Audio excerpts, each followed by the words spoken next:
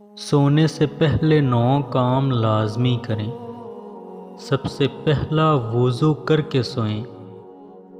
دوسرا سورۃ ملک کی تلاوت کر کے سوئیں۔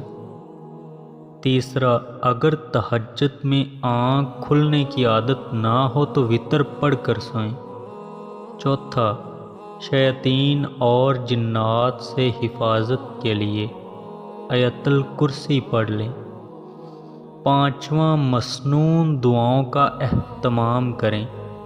چھٹا تسبیحات فاطمہ 33 بار سبحان اللہ، 33 بار الحمدللہ اور 34 بار اللہ اکبر پڑھ کر سوئیں۔